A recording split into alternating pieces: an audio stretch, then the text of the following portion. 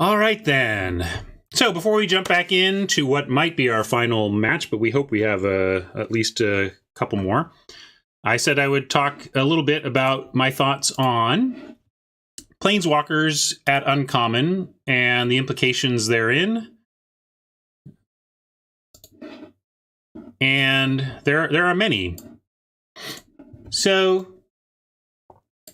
first, if you missed my talk on Monday, I had talked with Sam Stoddard about Gate Colossus at Uncommon and was asking him about that. And among other things, he was saying, there is definitely a philosophy right now of pushing Uncommons a little higher on the power level because it makes people's decks feel more powerful. And, Limited is a funny thing. There's so many cards in it and so few of them actually impact Standard. So you can actually do a lot in terms of power level around Uncommon and Rare for Limited without actually impacting your Standard environment much at all. So really, Wizards is looking to spice up their Limited by increasing power level at Uncommon right now. And it worked really well with Dominaria, and so they're going to keep doing it until they see reasons that it's not working. One of the reasons I gave for it being a good thing to do for them is that higher power level Limited decks tend to make players feel better about how they did in the draft. So if you end up with a higher power level deck, you feel like you probably like the format more. And so how does this relate to the Planeswalkers? Well, they brought Planeswalkers to Uncommon. Planeswalkers are no card is inherently powerful because they all have mana costs. You can take anything and change its mana cost to adjust its power level, assuming it doesn't have any, free clauses or whatever. So, but we are used to Planeswalkers being very powerful cards, and powerful or not, they do change your play patterns, right? So one thing this got me thinking about is wondering if War of the Spark in Limited is going to feel like an underpowered cube environment in the sense that cube is about the only place where you are playing Limited and Planeswalkers are a heavy part of the meta, right? So I think we might be able to get some lessons from our experiences in cube. And certainly those who have spent a lot of time playing cube and have made the fundamental decision of attack player or attack Planeswalker again and again and again, those types of players are going to have an advantage because that's the big thing that's going to be part of this play environment almost no matter what, assuming they want us to play Planeswalkers, which, they're, the other thing to know about Wizards is when they introduced a core mechanic, they're trying to make it work. Like they really wanted, Undergrowth to work for Golgari. It's not like you're like, well, Undergrowth is bad, but let's put it in the set anyway. It'll be fine. It's like, no, they thought it was good enough, right? So they're trying to make all these things work. So when I see something like, oh, Planeswalkers are going to be at Uncommon, my presumption is there are going to be some extremely powerful Planeswalkers at Uncommon, or else why did they do it, right? So we can assume that there's going to be some power level there. And so the play pattern of this set is going to have a lot of decisions around attacking Planeswalkers or attacking the player. And I think they're going to be harder decisions because of the fact that the Planeswalkers are not going to be as powerful. In Constructed, I don't know if there's some hardcore Constructeds out there. You could let me know what you think the percentage is, but I think a pretty high percentage of the time, if you don't have the spell tools to deal with the Planeswalker and you have the creature tools, in Constructed, you're largely attacking the Planeswalker and getting it off the board. They're just too powerful. And so that decision is actually a little easier in Constructed. Like, I got to get rid of that Teferi or I can't win this game, so course is clear. This changes when you have a medium Saga-like uncommon Planeswalker that might have do a couple things and then go away. Suddenly attacking the Planeswalker is not the obvious thing to do. And we're going to we're all going to get a lot better at that skill of making that decision. And so let's think of some other impacts. One impact of that decision happening a lot. So people are going to be spending a lot of their attacks on Planeswalkers. Like, all right, you're at 15 and I could knock you to 10, but instead I'm going to send my 5 power of flying at your 3 loyalty Planeswalker to just get it off the table. So a lot of that's going to happen. And note that what effectively happened there was the Planeswalker controlling player was virtually got a 5-point life gain. So Planeswalkers, in a virtual sense, represent life gain every time they divert an attack away from the face and towards the Planeswalker. So another consequence of a Planeswalker-heavy format is that I think it's going to be a controlling longer format. That would be my guess. Again, it all depends on the power level and synergies of the individual cards. But because there's this play pattern of attack here, and often you're going to be diverting your attacks away from the player and to the Planeswalkers, the games seem like they're just going to go longer. And because of the complexity of that decision of attack this or attack that, the setup here screams at me that there's a risk of a high complexity format, whether you think that's good or bad, and it is going to depend. There's been complex formats that I thought whatever, like Kaladesh was a pretty complex format that I enjoyed, but it wasn't anything amazing.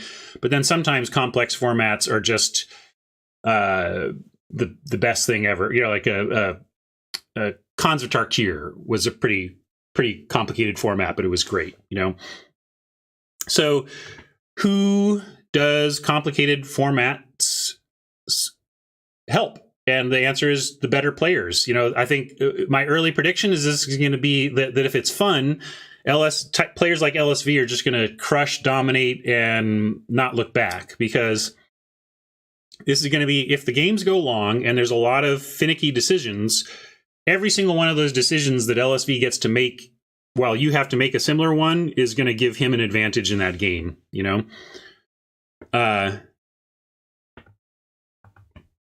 So that's another thing I expect. I expect this to be a format that favors better players, and I expect it to be controlling and slow, and those go hand in hand, frankly. The slower the format, the more controlling the format, the more success I've seen from the better players. For example, M14, one of the most controlling, slowest draft formats of all time, was just super spiky. The best players were amazing at that format.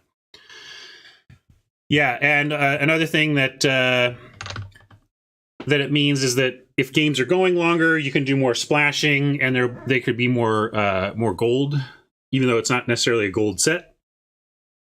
And let's see, whatever. Also, I just would point out that from WotC's standpoint, this is a huge complexity point spend. Complexity points are an abstract concept that you consider as you are designing a set. And this is the kind of thing, the kind of metric, the kind of heuristic that emerged from the sales and player reception disaster that was Future Sight.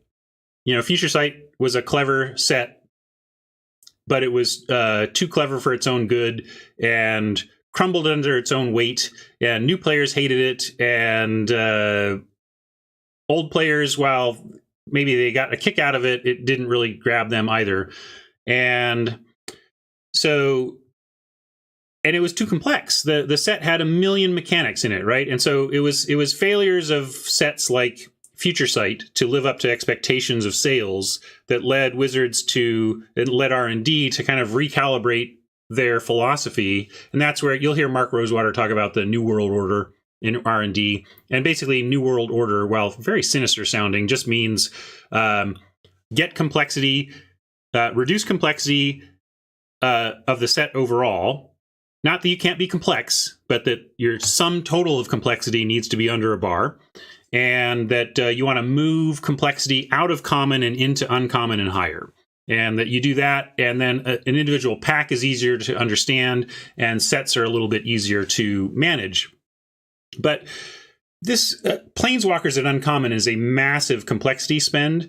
Now, you might say, well, we all know how Planeswalkers work. In a sense, this is just, there's no complexity spend at all here because it's an existing mechanic. You know, how can you say that that's adding complexity? It's about the density and the frequency, and also remembering that every Magic set is somebody's first Magic set. Every booster could be somebody's first Magic booster, and Wizards is very aware of that. And that's where complexity becomes a big issue, when it becomes a set. Like, if you're watching this, you're probably well ready to handle, or at the very least, you're ready to handle the challenge of figuring this Planeswalker stuff out. But if you're a brand new Magic player and somebody introduces you to this game on War of the Spark, and you're opening on uncommon Planeswalkers, that's a pretty heavy cognitive load. And I'm sure Wizards is aware of this, and so I expect that one consequence of this high complexity point spend on the set is that you'll see less complex mechanics elsewhere. Cons was like that to some extent. The non-morph mechanics were pretty straightforward, and I expect that here. You generally don't have multiple mechanics like morph or planeswalkers at low rarities in a set, or it breaks the complexity barrier that you want to avoid doing. So, am I excited for this? Sure. I'm excited because it represents a weird new twist in how this format is going to feel. Whether it's fun or not certainly remains to be seen, but Wizards loves to take certain risks with every set to get us excited, and it's working. I'm excited. I want to see how this plays out. If it's terrible, they'll probably never do it again. If it's wildly successful, maybe we'll see uncommon planeswalkers outside of this set. And I think it shows that we're going to see a lot of design space on planeswalkers getting explored here. They're going to go outside the box on a ton of stuff, and we've seen that already in terms of minus only and static effects. So it really gives them a different feel. And someone was talking earlier about how it's like they feel more like sagas that have sagas you can attack in some cases, and that's a good way to put it. You know, I think that's true. And sagas themselves represent mechanically what planeswalkers started out as. You can go look at Mark Rosewater article archives to get some details on that if you're more interested. But the first time the word planeswalker appeared on a card was actually in Future Sight. Tarmogoyf refers, and there's other cards I think in the set too that refer to the number of card types in wherever. And Tarmogoyf mentioned the card type planeswalker before such a thing ever existed. That was part of the wink wink of Future Sight. They actually intended to have planeswalkers release with Future Sight, but they were not happy with the play pattern by the time that set needed to be in the can. So they punted it to Lorwyn and figured it out for there.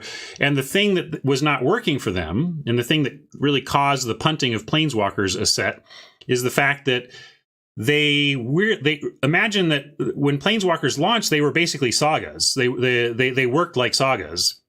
You played them, and then there was a sequential thing that happened every turn. And it's not that wasn't a reasonable mechanic, obviously, because they brought it back for sagas. It was that it didn't feel like an autonomous being making decisions about how to contribute to your battle. It didn't feel right that Garrick would show up and automatically do the same thing every time, instead of the flavor of this planeswalker showing up and being a partner of yours in battle that you're working with to solve your problems. And so even though it wasn't the worst play pattern, it didn't feel flavorfully like what they were going for with planeswalkers. So they threw that one in the storage and went back to work on how planeswalkers should work. And then they ended up where you see them today. And so it's not surprising that in going with some lower level planeswalkers who don't really need to carry big hefty story modes or feel like incredible unique characters, that they're going with a more of a saga type feel on some of the uncommon planeswalkers.